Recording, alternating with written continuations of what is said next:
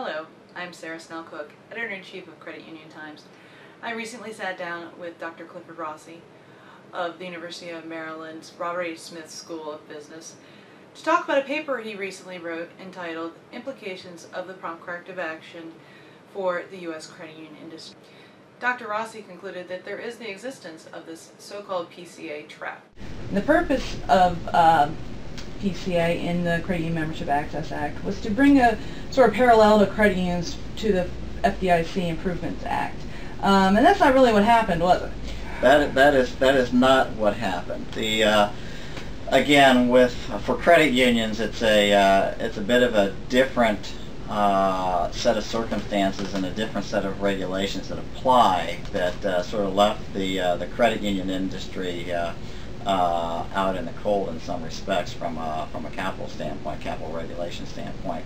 And quite frankly, it appears that the NCUA simply doesn't have the same flexibility as the other safety and soundness regulators for banking to be able to establish capital regulations in the same way. One of the key findings of Dr. Rossi's study was that credit unions were able to better survive economic distress with supplemental capital without having to shrink to success. One of the major results from the study is that the historical performance of these institutions are very different. Well-capitalized institutions compared to their less capitalized peers tend to be able to grow, be able to gather deposits more effectively, be able to establish reasonable rates for various lending products relative again to these less capitalized institutions. What I mean by that is that once an institution falls below adequately capitalized from a PCA capital standpoint, what happens is that they tend to shrink.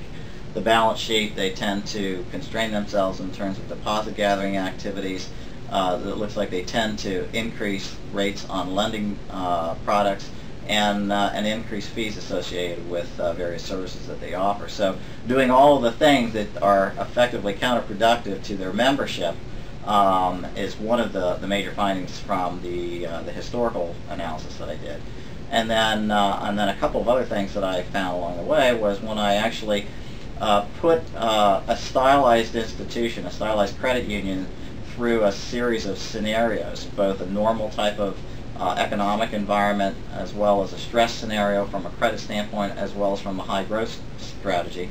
I found evidence of the same sort of phenomenon, but in a stylized way, meaning that these would be the kinds of behaviors that you would expect management to take at a credit union should they become less than adequately capitalized.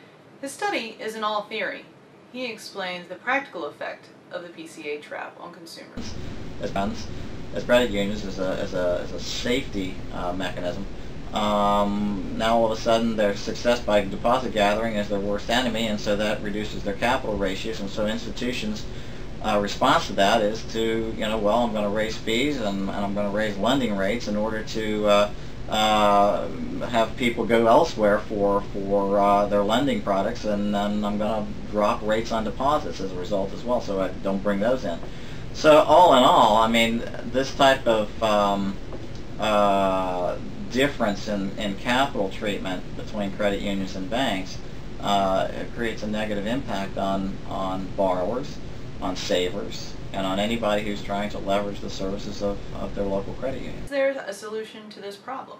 My study wasn't to focus on a particular recommendation, but certainly the ability to use and leverage supplemental capital in some form would allow institutions to moderate some of the fluctuations that happen in terms of swings in retained earnings at times that could pull their capital ratios down. And in fact, one of the scenarios that I ran in my analysis said, okay, let's now have a situation where we have growth allowed at the institution, but also allow them to augment their capital ratio with supplemental capital. I didn't specify what kind of supplemental capital, but allowed them to have that.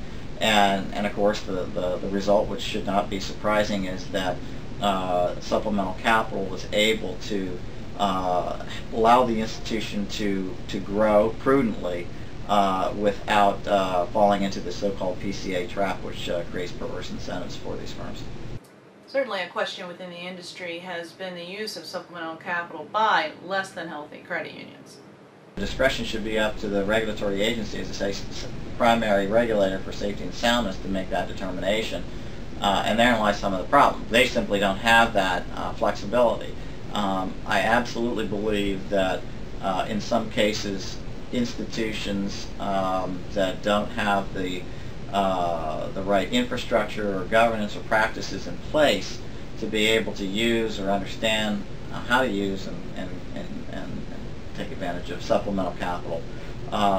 Maybe there should be some restriction on some of those institutions. It's not for everybody, let's put it that way, but I do think that well-managed institutions, well-managed from a risk management standpoint, from a governance standpoint, have all their processes and infrastructure bolted down, I think those institutions actually should be able to take advantage of supplemental. According to Dr. Rossi, he is unaware of any current legislative efforts to move supplemental capital forward for credit unions. I'm not aware of a specific set of legislation that is going around. I have had conversations with people, legislative directors on the Hill, which is again part of the role that I play as an executive in residence, to try to bring attention to important bank policy issues. And while there seems to be some interest and, say, sympathy for this divergence in capital treatment of credit unions versus banks, I can't say that it's caught the hearts and minds of most of the congressmen up there. I want to thank Dr. Rossi for coming into Credit Union Times Washington office and spending time with us to discuss this very important issue for credit unions.